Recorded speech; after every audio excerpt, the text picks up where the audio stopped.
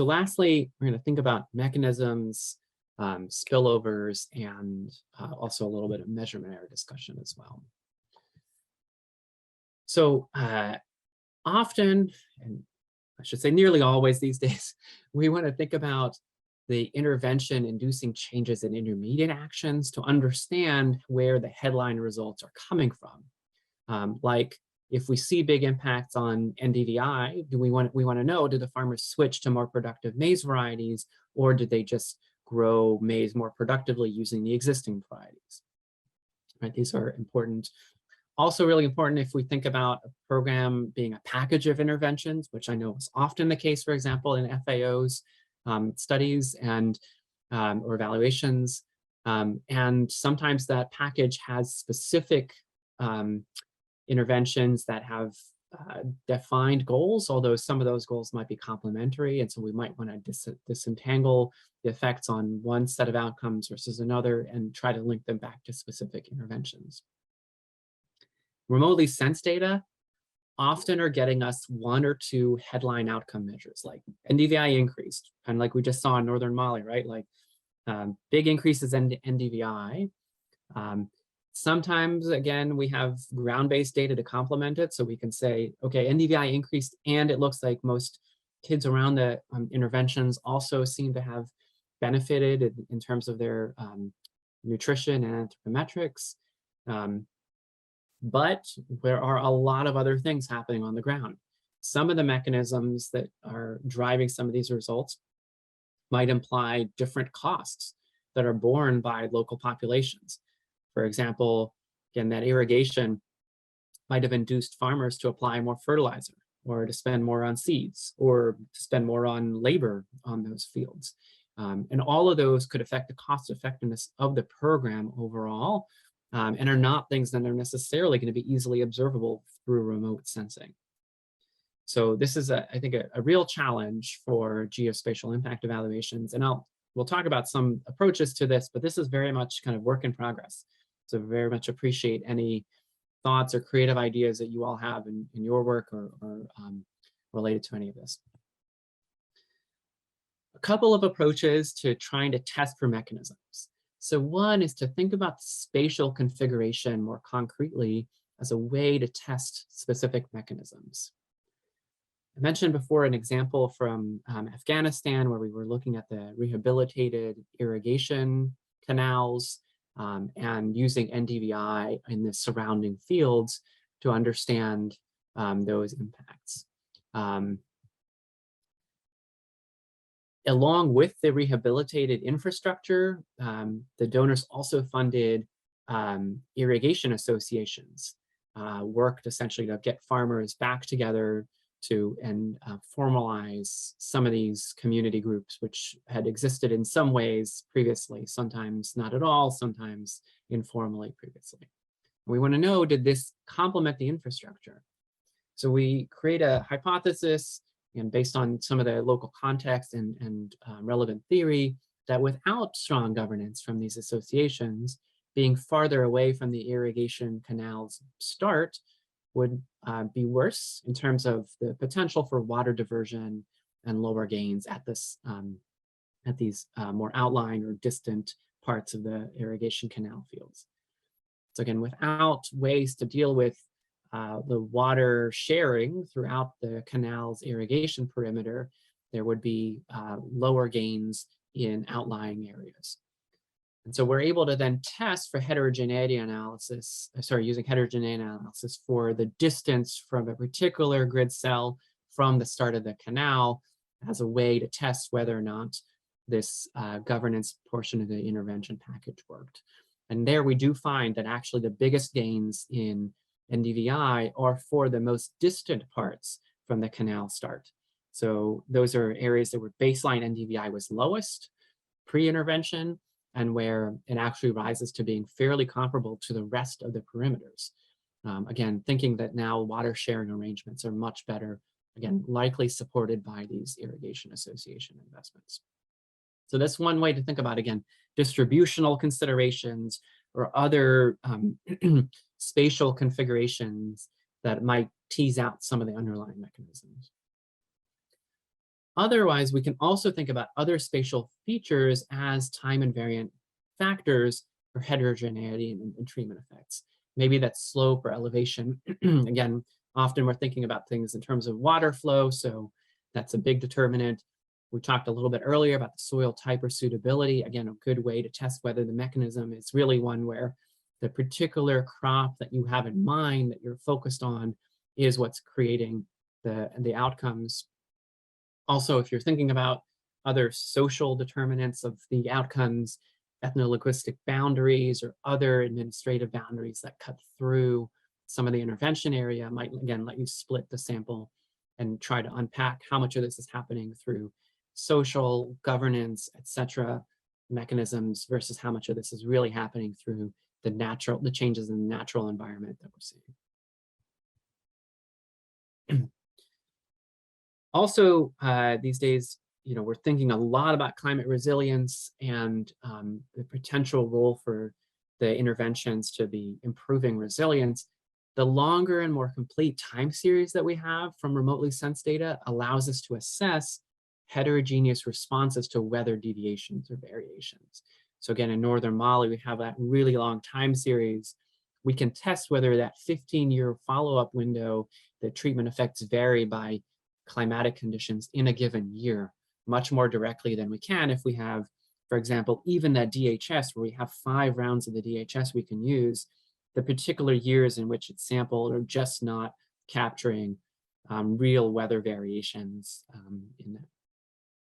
Should say, this also works really well for cases where you have a wide geographic scope of samples and some parts of the sample are experiencing weather-specific exposure deviations in a given year.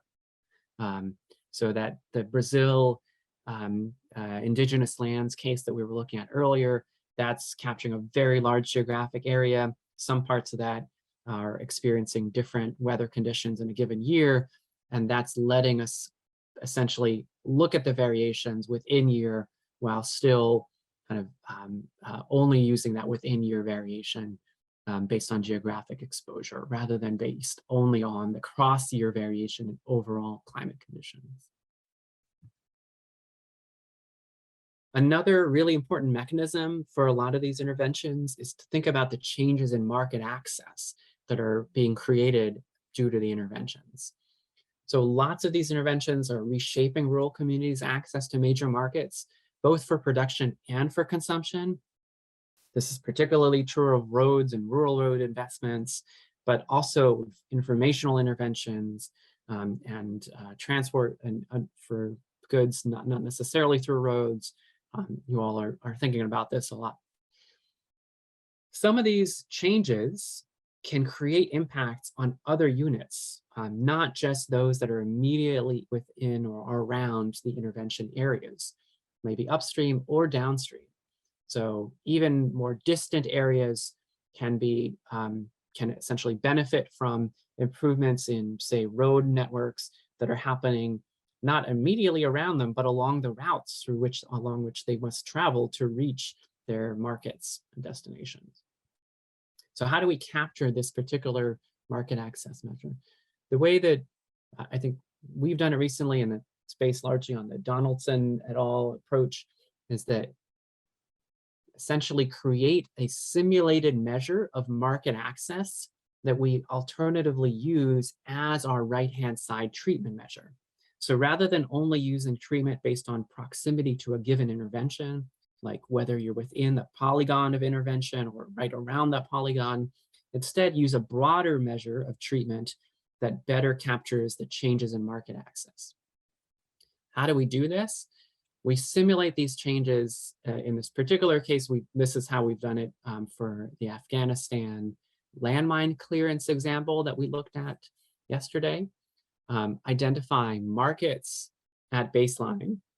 This particular case, we use the global settlement layer as the market destination, finding areas that had greater population density than 1,500 people per square kilometer and at least 50,000 total inhabitants. So that's a raster data set that lets us get individual pixels that have this density to them. Lets us identify markets, again, based on population density. You can do this with other data depending on the particular characteristics in urban areas in the country you're working in. The second data requirement, though, is a good GIS file of the road network for the country you're using.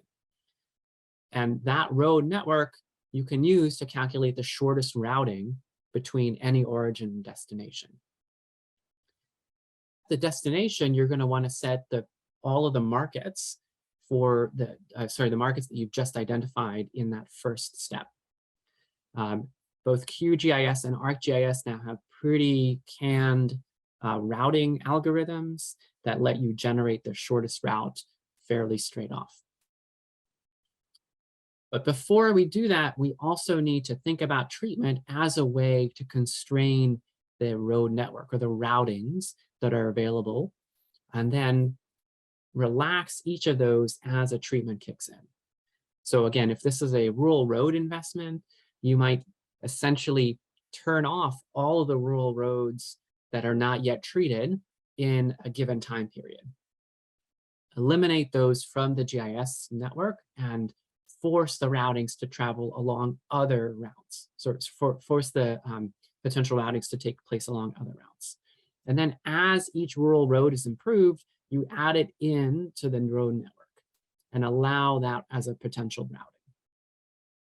And if you do this year by year or period by period, you get a different network evolving over time, and different routings become available over time. And as a result, different time lengths or cost to reach the nearest market evolve over time. In some cases, nearest markets themselves change over time, right? As certain places become more accessible than others. And all of this gets you a market access measure, that is the time or cost required to reach the nearest market, that is time varying and specific to an individual unit. And you're going to use that, export it again back out of QGIS or ArcGIS and back into Stata or R as your right-hand side treatment measure. Using that essentially to test whether the treatment manifests itself, not just for those units closest to the treatment interventions, but also to more distant units whose market access is changing over time in response only to the treatment to the treatment evolution over time. It's kind of one way to think about this. In addition to thinking about mechanisms, we also almost always have to think meaningfully about spillovers. Spillovers here, this terminology, we could think about it as an indirect treatment story where the treatment itself might reach the other units. Right? If it's an informational intervention, they hear about that intervention. You can think about that market access mechanism as one version of indirect treatment as well. Also frequently think about these as network peer effects, essentially based on specific social interactions that then will lead to changes in outcomes, and where those social interactions are specified as particular friend networks, colleague networks, etc. One way to deal with these is to try to best to specify the structure of what these, say, networks look like, and then test for their presence. So in the case of northern Mali, we tried to think about the effects of irrigation on downstream water users. So especially if pumps upstream are drawing water out of the Niger River, right, that's going to have less water potentially for downstream water users. And so potentially lower treatment effects downstream. So we specified this as a structure by including an additional measure on the right-hand side of all the aggregate upstream treatments that had already taken place by a given window for each field. So you might do this in a number of different ways. We did it by counting all the upstream perimeters that had already been treated. You might limit it to only those within a certain distance band. You might, instead of limiting it to a distance band, also just weight by the distance. Alternatives, lots of alternatives there, right? But again, if what your model of spillovers is happening through water flow in the main rivers, then specify that geographically, create an alternative treatment measure on the right-hand side, and add that directly in. right? So just test for that directly for the presence of a very well specified spillover mechanism.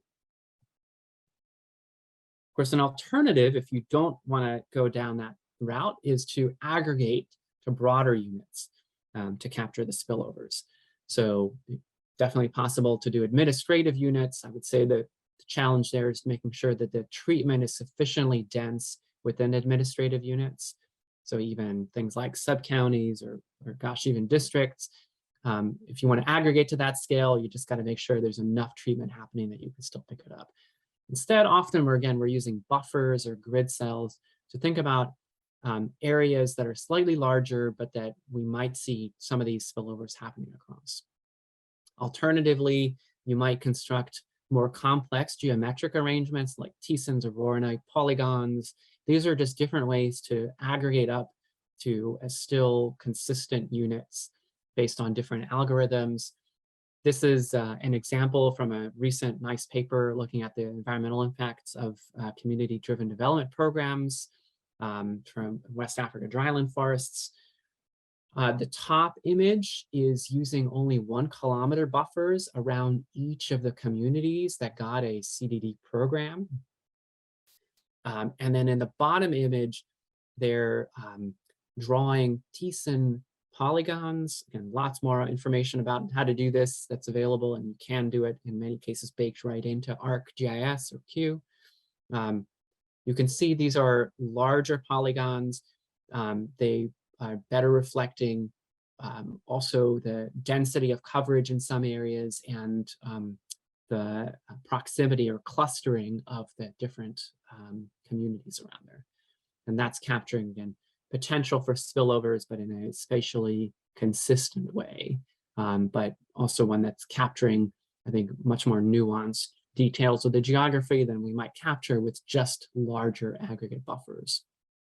Partly you can see from even the 1 kilometer buffers, there is some overlap between those buffers and intersection. So if the authors had just blown things up to 5 kilometer buffers, for example, there would have been a lot of overlap. And so they would have had to think about those buffers as being treated by many potential units, not just an individual. And then lastly, I just want to wrap up here by talking about measurement error.